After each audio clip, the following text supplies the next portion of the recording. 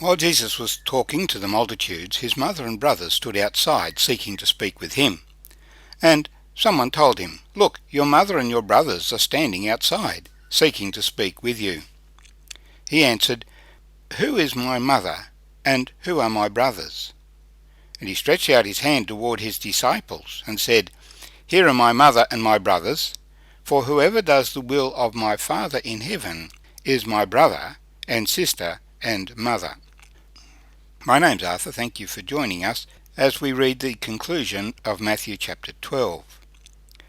Jesus has been pointing out to his disciples and to his enemies, the Pharisees, that there is a big issue. Which side are you on? The Pharisees claim to be on God's side, but they are finding fault with Jesus and accusing him of doing his mighty works by Satan. And he has challenged them that they will be judged by the words that they speak. By your words you will be justified, by your words you will be condemned. The scribes and Pharisees had asked for a sign, and Jesus had declared that there would be no sign given them, except the sign of the prophet Jonah, who spent 3 days and 3 nights in the belly of a great fish, only to come forth and to continue to preach. And Nineveh repented at the preaching of Jonah. Even so, the Son of Man would spend 3 days in the grave, only to rise again, that his name might be preached, and that the Gentiles would be saved.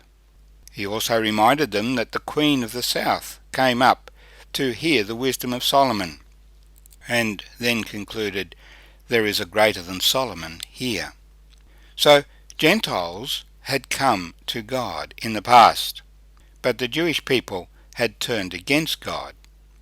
He continues in verse 43 by saying, "When an unclean spirit goes out of a man, he goes through dry places, seeking rest, and finds none. Then he says, I will return to my house from which I came. And when he comes, he finds it empty, swept, and put in order. Then he goes and takes with him 7 other spirits more wicked than himself, and they enter and dwell there. And the last state of that man is worse than the first. So shall it be also with this wicked generation." And while he was still talking with them, his mother and brothers stood outside, seeking to speak with him. Then one said to him, "Look, your mother and brothers are standing outside, seeking to speak with you." But he answered and said to the one who told him, "Who is my mother, and who are my brothers?" And he stretched out his hand toward his disciples, and said, "Here are my mother and my brothers. For whoever does the will of my Father in heaven is my brother and sister and mother." And may the Lord bless these words to us. In the part that we're focusing on today, he begins by saying, when an unclean spirit goes out of a man, he goes through dry places seeking rest and finds none. In the West, we're not very familiar and comfortable with the thought of unclean spirits.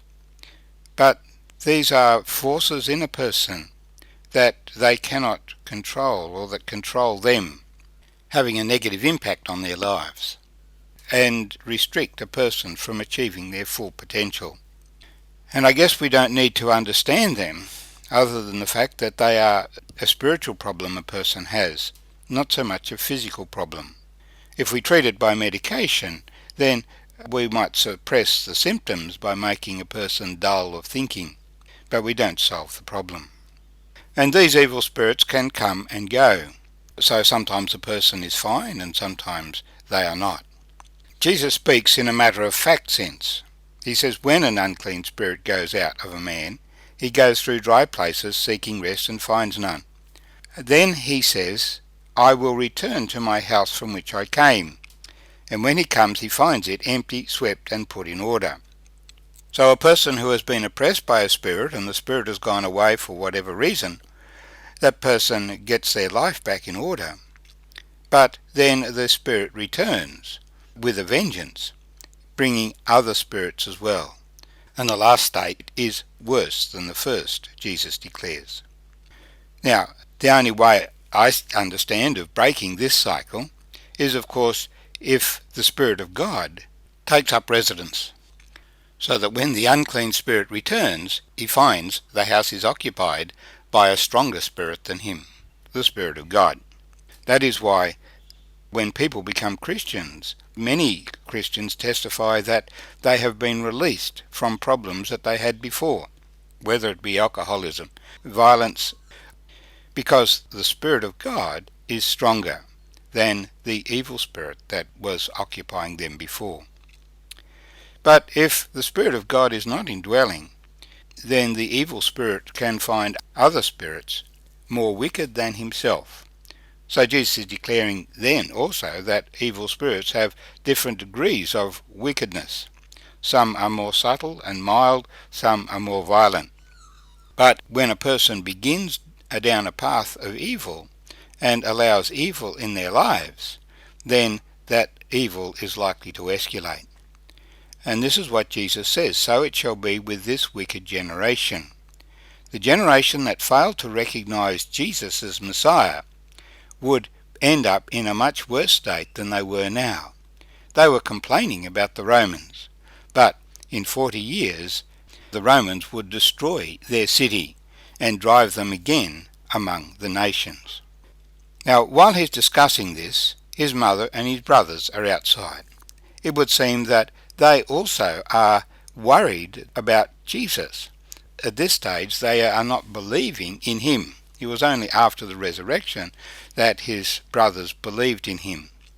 And so one can think Jesus is getting into trouble. He'll get himself killed or something if he doesn't calm down. And so they were seeking to talk to Jesus about this.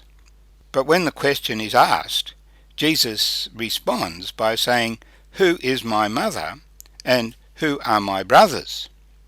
And he stretches his hand towards his disciples. "Here are my mother and my brothers."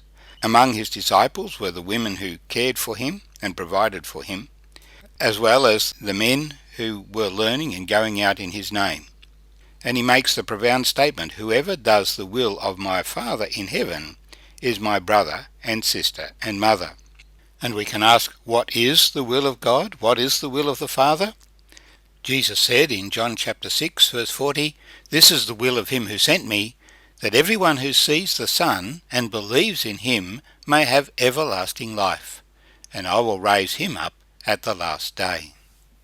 He has standing before him the Pharisees who've been asking for a sign, and he has outside his mother and brothers, but beside him he has the disciples who are watching all that is going on, and he identifies them as being his true family. It is marvellous that when we become believers in the Lord Jesus Christ, we're not just called servants of God, but we are called sons of God. He chooses to call us his brethren, and we become his family. We become his flesh. We become his body. We become his hands. We become his feet. This is a great mystery to be considered by the Lord Jesus as part of his family. We're not just being saved, but engaged in his business. So the choice that the Pharisees had to make, and that all of us have to make, is what will we do with the Lord Jesus? Are we on his side? The disciples had made that commitment. They would follow Jesus. Or are they opposing him? The Pharisees opposed him. They had cleaned up their act a little bit, because Jesus caused them to be under scrutiny, and so they behaved themselves in a public sense. But their hearts were not changed. They might have cleaned up their act, but they had not invited the Lord Jesus, recognized the Lord Jesus, and invited Jesus to come into their heart. They had not begun to follow him, to learn of him.